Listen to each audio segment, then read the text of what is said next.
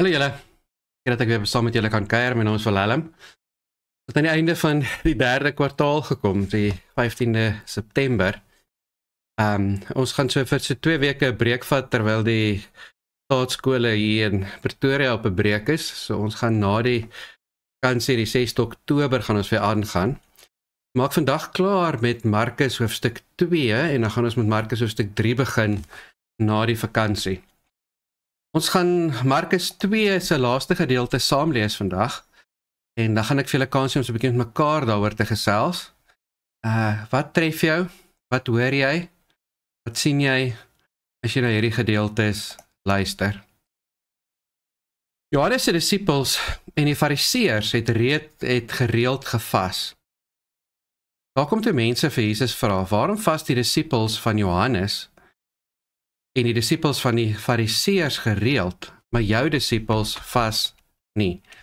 Vas is om nie te eet nie. Jesus het hulle geantwoord, dis tog ondenkbaar dat die bruilofsgaste sal vas terwyl die bruidegom nog saam met hulle fees vier. Hulle kan nie vas solank hulle die bruidegom by hulle het nie.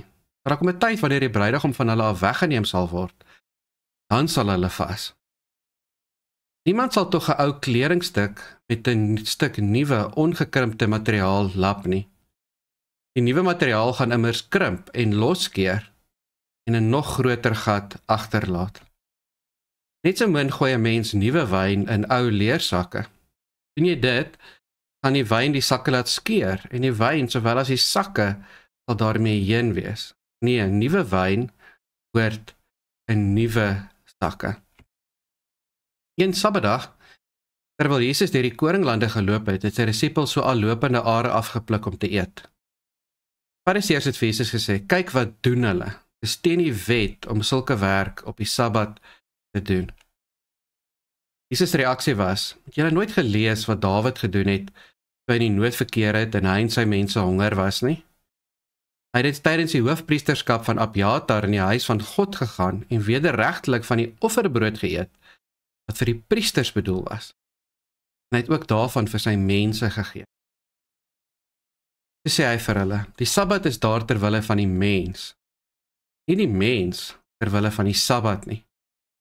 Daarom het ek, die seun van die mens, seggenskap ook oor die Sabbat. Gesels bietjie met mekaar, wat tref jou in hierdie gedeelte? Wat tref jou as jy dit so saam gelees, saam geluister het?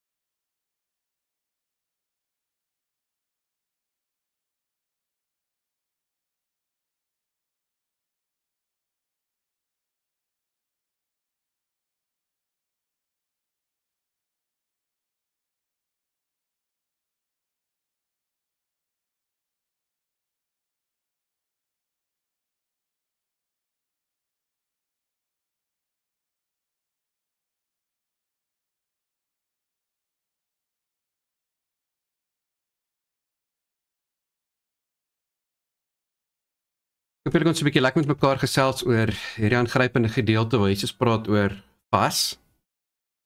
Waar Jesus praat oor Sabbat en hoe ons die Sabbat moet optree. Eintlik twee baie relevante gedeeltes vir vandag, want ons kry vandag baie gelowiges, baie kerke wat baie klem plaas op vas. Die Katolieke kerk het 'n hele 40 dae periode voor Goeie Vrydag wat Lent genoem word, wat vastyd is. En as baie vra oor Sabbat en Sondag en wat mag ons doen en wat moet ons doen en waarmee behoort ons besig te wees. Baie van ons het groot geword in 'n tyd waar Sondae is winkels toe en dan mag niks gebeur nie. Mag nie eers koerant lees of swem of speel nie. Hoe moet ons hieroor dink? Ons duik 'n bietjie in hierdie gedeelte in. Johannes se disippels en die Fariseërs het gereeld gevas. Jesus en sy disippels doen nie. Hoekom het hierdie Fariseërs gevas? Ons weet uit die geskiedenis uit die rede. Die Fariseërs, in die Ou Testament is daar net een vasdag en dit is Versoendag, Yom Kippur. Daai dag, op die dag wat versoening vir die hele volk se sondes gedoen word, moes almal vas.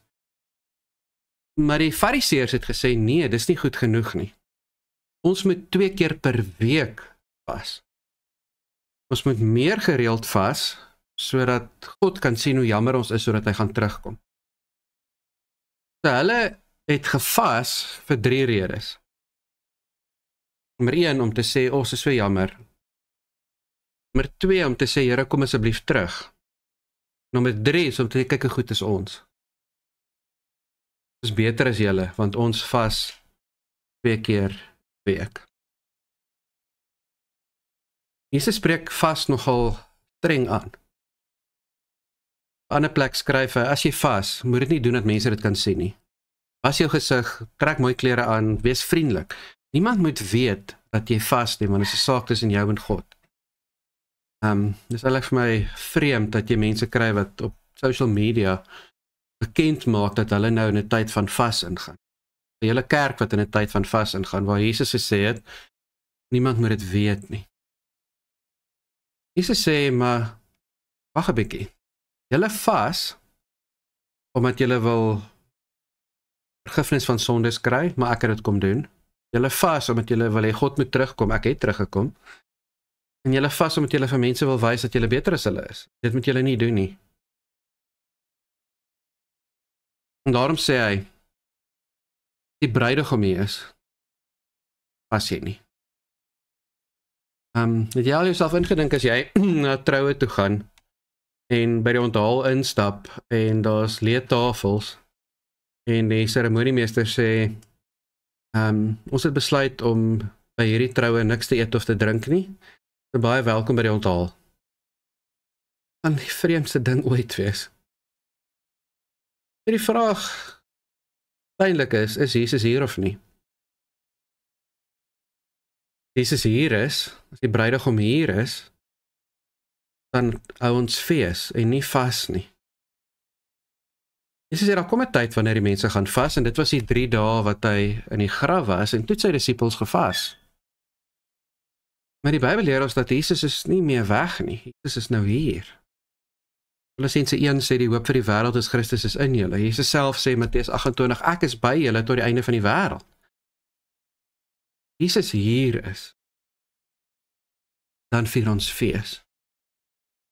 Jesus is die bruidegom. In die Ou Testament hoor ons hoe Israel, hoe die volk van God beskryf word as die bruid, en God self is die bruidegom. As Jesus sê as die bruidegom hier is, dan stel hy homself gelyk aan God. Ek is God, en ek is nou hier. Julle is my bruid. Nou hou ons fees. Hier is 'n huwelikstyd. Einde van alles is die bruilofsmaal van die lam, is 'n fees en nie 'n vas nie. Ons word geroep om vandag te lewe soos wat ons eendag gaan lewe. Eendag gaan nie 'n vas lewe wees nie. Eendag gaan 'n fees lewe. En daarom gebruik Jesus hierdie interessante voorbeeld. Hy sê, lap nie 'n ou kledingstuk met nuwe materiaal. is nogal vreemd om daaroor te dink. Te dink as jy 'n ou hemp het of 'n ou broek het en hy het 'n gat in. Jy gaan nuwe materiaal koop om 'n ou kledingstuk te laat. Mens kan nog verstaan as jy 'n ou kledingstuk vat om iets wat nuut is te las. Maar om nuwe materiaal te gaan kry, om iets wat oud is te las, maak nie sin nie. Aan die eerste keer wat hy deur die was gaan die nuwe materiaal krimp. Die ou materiaal het klaar gekrimp. En die nuwe materiaal gaan die ou materiaal verwoes en die nuwe materiaal gaan saam daarmee verlore gaan. Albei gaan verlore. Jesus sê, vir die vraag oor vas, die Fariseërs sê, ons het 'n gewoonte om te vas. Jesus sê, dis ou klere. Ek het nie gekom om ou klere te lap nie. Julle probeer om my manier van lewe in te pas in julle reëls, in julle regulasies, van julle manier en my manier in duie stort. Ek het gekom om nuwe klere te bring, om 'n nuwe lewe te bring, om 'n nuwe manier van doen te. Ek het nie net gekom om die ou manier reg te maak nie, ek het gekom om 'n nuwe manier te bring. Dis bring nuwe lewe. Daarom dieselfde voorbeeld met die wyn. As wyn in 'n leersak gegooi word, dan fermenteer die wyn en dit veroorsaak gasse en dit sit uit en die leer sit saam met die wyn uit. Maar die leer kan ook net so ver uitsit. En as die leer klaar uitgesit het en jy gooi nuwe wyn in wat fermenteer, wat gasse vrystel, dan gaan die ou wynsak skeur en die nuwe wyn gaan daarmee saam verlore gaan. Oue en die nuwe gaan verlore. Jesus sê, my boodskap is 'n nuwe wyn. Dit kort nuwe houers. Kan nie Jesus 'n boodskap, maar net ingooi die manier van doen van die Ou Testament. Jesus se manier van doen is anders, is nuut, en daarom sien ons dit in die eerste kerk. Hulle begin op Sondag by mekaar te kom, nie Saterdag nie. Hulle samekoms fokus op saam eet. Hulle samekoms fokus dat Jesus klaar opgestaan het, dat die Messias klaar gekom het, dat hy klaar lewe. Hulle begin die dag te sien as die dag begin met sonsopkoms en nie sonsondergang soos die Jode nie. Hulle verander die manier wat hulle dink oor besnydenis en oor saam met heidene eet en oor kos wat geoffer is. En hulle het 'n totaal ander manier van lewe as wat die Jode het. Tot so 'n mate dat die Jode hulle uit die sinagoges uit weggejaag het, sê julle is nie meer soos ons nie. Julle is nie maar net 'n manier van Joods wees nie, julle is iets totaal anders. Nuwe wyn word nuwe houers, word nuwe manier van lewe. Antwoord vir 'n Christen is nie om te sê, kom ek wees meer Joods nie. Kom ek gaan terug na die Joodse gebruike en ek probeer dit net in die Christenskap intrek nie. Christen te wees om te sê, wat is die nuwe manier, die nuwe houers wat Jesus vir ons gebring het. En een van die duidelikste nuwe houers is hoe om die Sabbatdag weer te bring. Sabbat beteken 7, dit is die 7de dag. Jesus en sy disippels loop deur die koringlande en sy disippels pluk koringare af en begin te eet. En die Fariseërs sê, kyk, eerste vraag wat mens jouself moet afvra is, hoekom is die Fariseërs daar? Op die Sabbatdag mag jy nie meer as 800 meter geloop het nie. So die Fariseërs oortree die Sabbatreëls om Jesus en sy disippels uit te vang. Amper soos die pers, fotograwe wat celebrities agtervolg om te kyk of hulle kan uitvang waar iets verkeerd doen. So hierdie ouens, die Fariseërs breek die reëls om Jesus sy disippels uit te vang wat die reëls breek. Praat van Kain heilig. Die Fariseërs het so ver gegaan om te sê daar's 39 groot dinge wat jy nie op die Sabbatdag moet doen. Hulle het amper 'n periodieke tabel opgestel. van alles wat jy nie mag doen nie. En die derde grootste ding wat jy nie mag doen nie, is jy mag nie oes nie. Reaping. Hulle het verder gegaan en gesê, hier is die goed wat jy nie mag doen nie, maar hulle het ook kinders, wat jy ook nie mag doen nie. Voorbeeld, jy mag nie oes nie, beteken ook, dat jy mag nie nat gooi nie. Jy mag nie 'n plant, jy mag nie 'n vrugte oes nie, maar jy mag ook nie 'n vrugteboom nat gooi nie. Die kind daarvan. Jy mag nie plant nie, so jy mag ook nie 'n gat grawe nie. Jy mag nie ploeg nie, so jy mag nie op jou stoel ry en vore in die grond maak nie. Jy mag nie jy mag nie oes nie, so jy mag nie 'n grys haar uittrek wat jou pla nie. Hulle het ongelooflike streng reëls gehad, want in hulle kop was dit, meer ons die wet gehoorsaam, meer gaan God sien dat ons jammer is en gaan hy terugkom. Gaan die Messias kom om ons van die Romeine te bevry.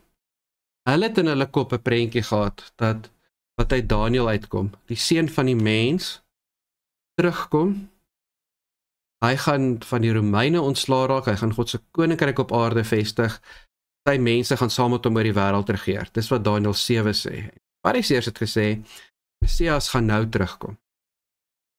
Om hom terug te kom, moet ons eers tot bekering kom. Ons wil eers verootmoedig, moet ons eers die wet strenger gehoorsaam, want dan sal God na ons luister, en dan sal hy kom, en dan sal hy ons herstel.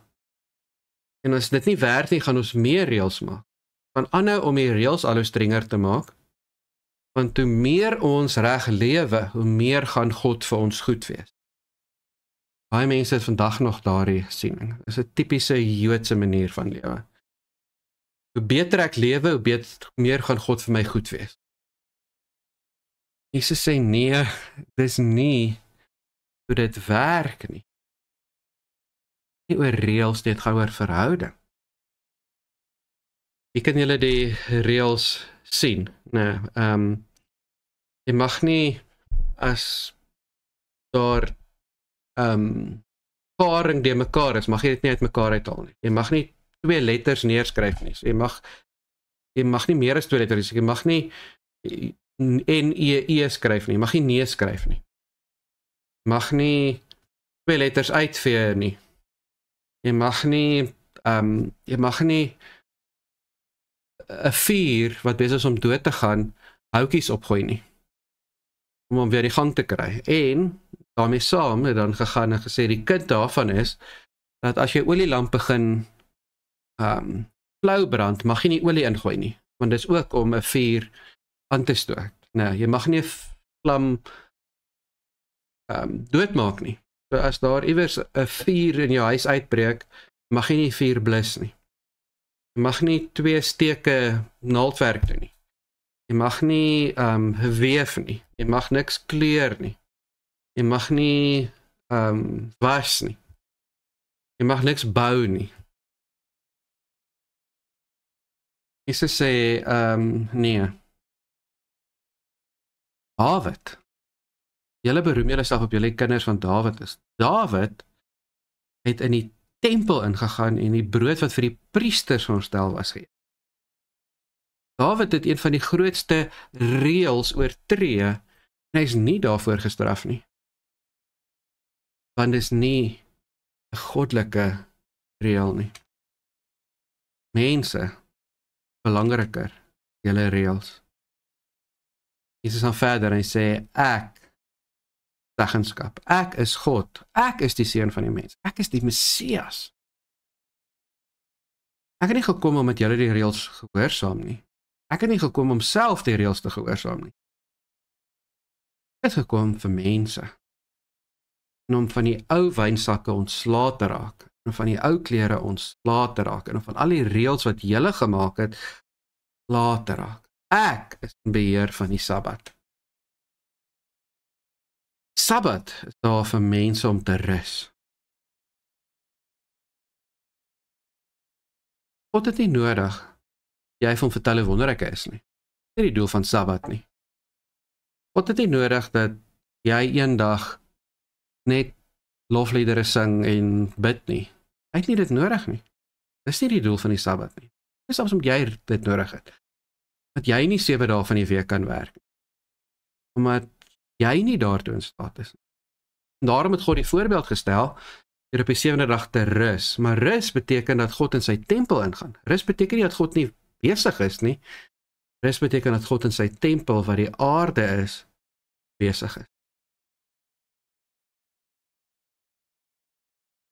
Rus jy nog genoeg? Hier is 'n tyd van die jaar waar so baie mense net so besig is. Voel vir ons of dinge nie einde kry nie.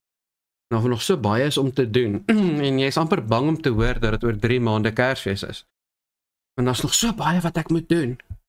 En dan eindig ons as mense wat in die aande op ons laptop sit en werk, en Saterdag en Sondag werk ons. En as my kinders skoolvakansie het, dan moet hulle net uit my pad uit bly, want ek het werk om te doen.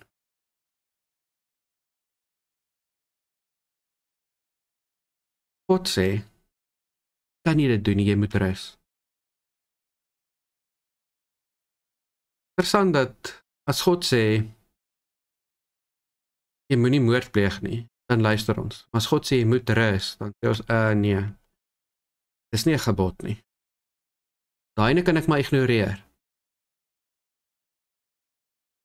Mense vra, hou jy die gebooie van God, dan sê hulle, ja, want ek steel nie, en ek moor nie, en ek pleeg nie egbreek nie, en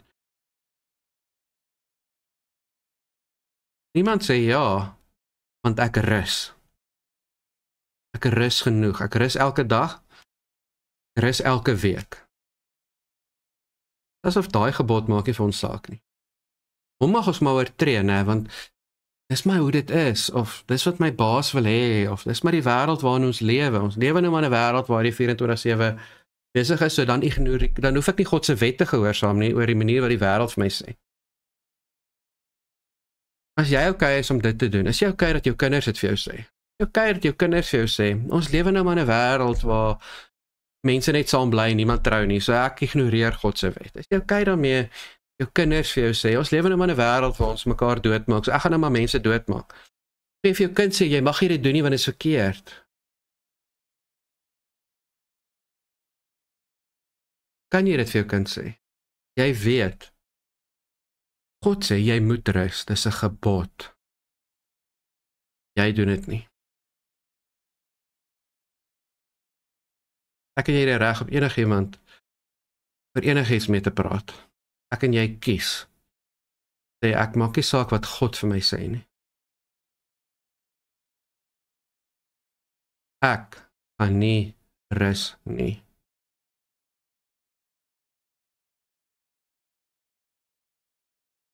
Dis hier, ons vier fees, ons vas nie.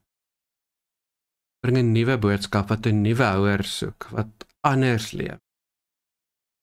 Dis 'n boodskap breek die ou reëls. Dit breek die ou manier van doen. Kom ons sê mense is belangriker reëls. En onthou, jy het rus nodig. God het die Sabbatdag gemaak sodat jy kan rus. Weer nog, sodat jy moet rus. Dis 'n opdrag. Vrydag sluit die skole. Kan jou kinders rus. Jy rus. Jou gesin rus. Is jou huis plek van rus. Luister jy vir God? Doen jy wat hy vir jou sê jy moet doen? Ignoreer jy dit as dit jou nie werk pas nie?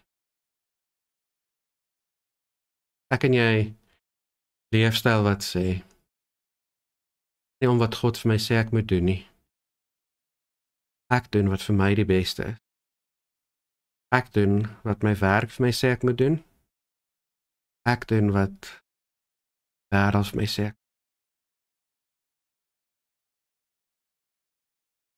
Lewe ek 'n nuwe lewe van fees. Saam met Jesus. Wêreld van